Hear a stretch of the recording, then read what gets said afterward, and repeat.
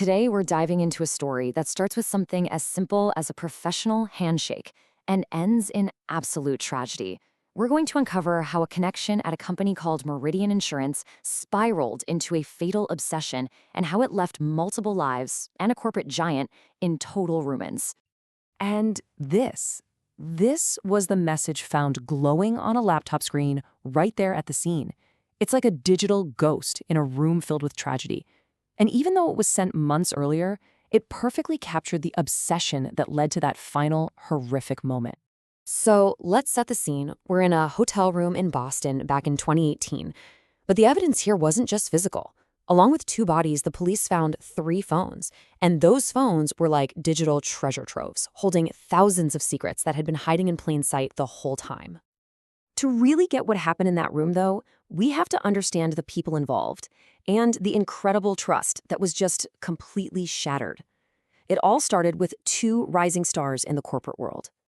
So who are we talking about? Meet Lauren Coleman and Benjamin Hayes. These two were absolute high flyers at Meridian Insurance. She was a top performer out of Boston, super ambitious, super meticulous. He was the confident, charismatic director of digital integration from Chicago. Both of them were respected, they were successful, and yeah, both of them were married.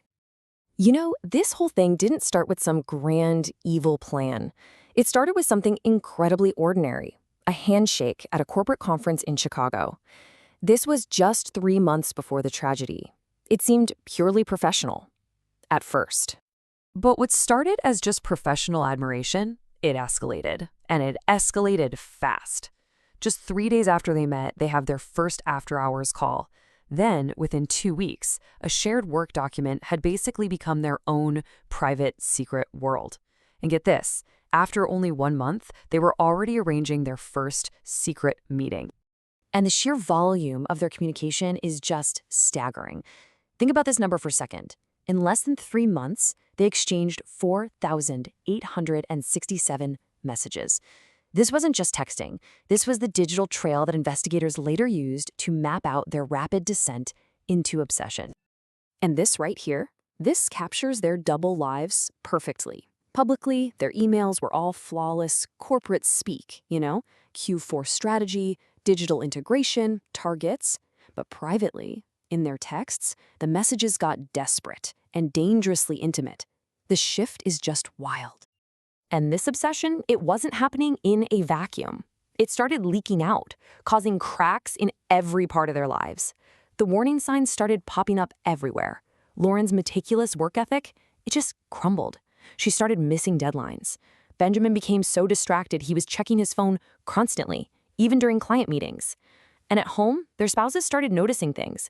The secretive texting, the suddenly changed passwords, and all those invented business drips.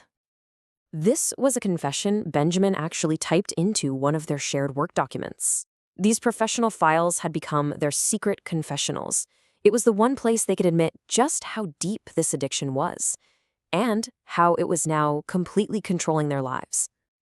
So they built this whole obsessive digital world, right? A fortress made of secrets. But, fortresses can fall, and its walls were about to come crashing down in the most brutal way you can imagine. I mean, really, as their obsession got more and more intense, the lies became harder and harder to maintain. They started taking bigger risks, which was just setting the stage for an inevitable and tragic discovery. And it always comes down to one tiny mistake, doesn't it? On the morning of January 15th, Lauren was in a rush to meet Benjamin. And in that rush, she made a fatal error. She left her backup phone, the old one she claimed didn't work anymore, plugged in and charging at home. Her husband Daniel's trust had already been cracking for weeks. Her behavior was just off. So when he saw that phone, he picked it up and he tried the one password he could think of, their anniversary date. And just like that, it unlocked. Can you even imagine what that must have been like? He just starts scrolling through thousands of messages, watching his entire world just implode with every single tap of the screen. He saw the pictures, the hotel confirmations, the declarations of love, until he found their plan. Room 1542 at the Marriott that very afternoon. In a total daze of betrayal, Daniel drove to the hotel. He wasn't thinking straight, just running on pure adrenaline. He finds a manager, and he claims his wife is in the room and she missed an important medication, a medical emergency. He played on sympathy, and he convinced the manager to give him a key card. Those were Lauren's last words to her husband. He used the key, he stepped into the room, and he found them together. But it was far, far too late for explanations. The tragedy that followed would make national headlines.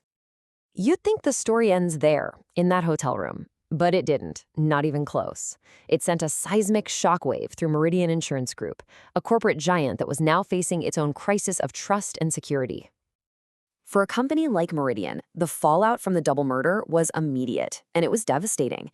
The scandal didn't just hurt their reputation with all the lurid headlines, it had real tangible consequences. The stock price plummeted, and internally, the foundation of employee trust just evaporated overnight. So, of course, Meridian's response was swift and it was dramatic. They completely overhauled their corporate policy to prevent another disaster. They brought in mandatory relationship disclosures, enhanced travel monitoring, and even increased digital surveillance. The entire corporate culture shifted from one that was built on autonomy and trust to one that was managed by suspicion and control. The whole scandal served as this stark, brutal warning to the entire corporate world. It exposed just how thin the line can be between professional collaboration and a dangerous obsession, especially now, in an age of constant digital connection. Ultimately, the story of Lauren and Benjamin is a really tragic reminder that the same digital tools that connect us can also become weapons of self-destruction. And it leaves us all with a pretty difficult question. What safeguards, if any, can really protect us when a digital connection turns into a deadly real-world obsession?